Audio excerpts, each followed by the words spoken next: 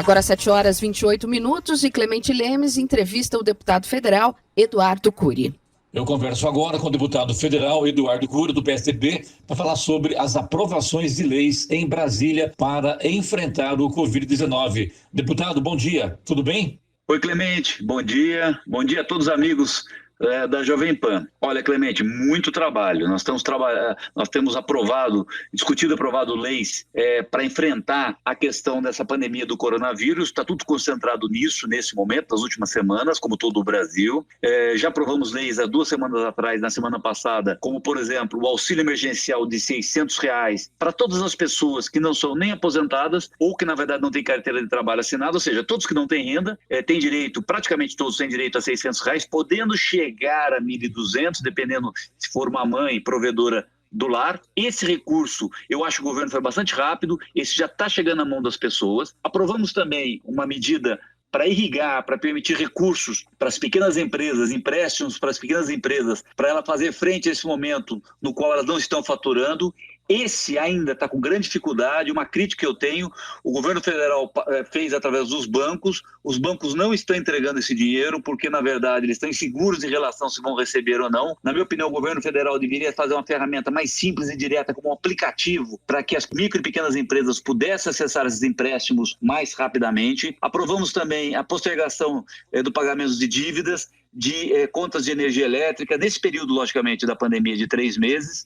Resumindo, existem algumas ações que já estão funcionando, outras que não estão funcionando ainda, e o governo precisa ser mais rápido para que esse dinheiro chegue na mão das pessoas. Também, agora, essa semana, aprovamos recursos para os estados para fazer frente às despesas que eles vão ter. Os estados vivem de impostos. Impostos vêm da atividade econômica. Como não tem atividade econômica, grande parte dela está parada, os impostos não entram. E a questão toda é que algumas atividades são essenciais, como, por exemplo, pagar médico, pagar enfermeiro nos hospitais públicos, pagar os policiais. Esse pessoal está trabalhando a toda. Então, aprovamos uma medida que, fazendo com que o governo federal reponha emergencialmente os impostos nesses estados. E vou deixar uma lembrança: o nosso estado de São Paulo não tem praticamente nenhum hospital federal bancado com dinheiro federal.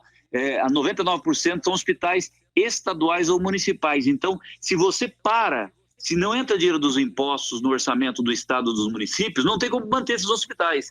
Diferentemente de outros estados, que os hospitais são federais.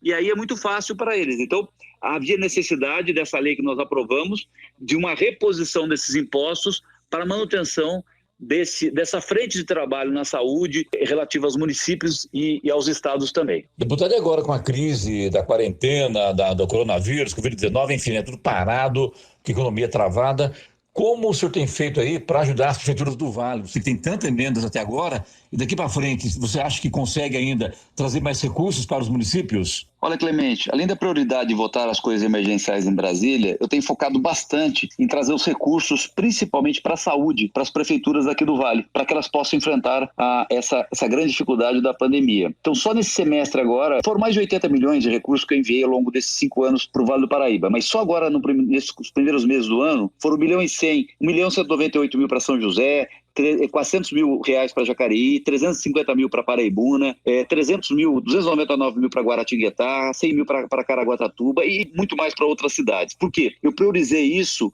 e cobrei o Ministério da Saúde para que ajude as prefeituras que vão ter despesas maiores com o enfrentamento do coronavírus. E teve uma outra medida também: nós, deputados de São Paulo, de todos os partidos, somos 70 deputados federais, nós nos juntamos e fizemos que as nossas emendas de bancada, que é um outro tipo de emenda, que são os valores maiores, que para vários setores, nós mudamos a destinação e jogamos tudo para a saúde, para enfrentar o coronavírus, para ajudar o estado de São Paulo e, logicamente, as prefeituras, os nossos hospitais, a enfrentar o problema do coronavírus. Deputado, você que tem visitado vários hospitais pela região, aliás, já visitou vários hospitais em todo o Vale do Paraíba, no litoral.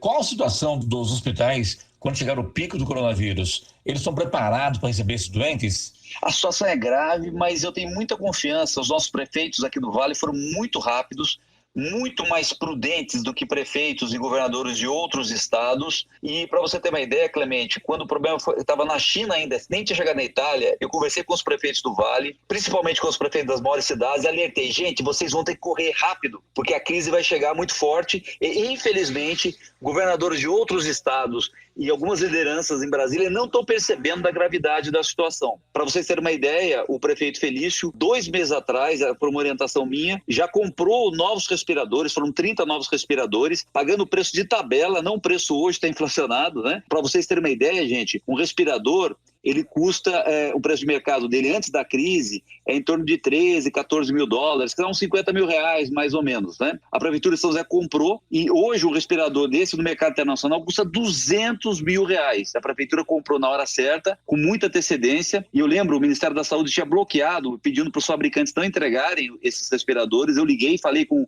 o número 2 do Ministério da Saúde, fiquei bravo até. Ele pediu desculpa e autorizou o fabricante a entregar para São José, porque, na verdade, São José tinha comprado antes de toda essa crise. São José, na verdade, se precaveu. Então, hoje nós temos leitos, aqui em São José dos Campos, para ter uma ideia, nós temos leitos disponíveis para enfrentar o pico da crise.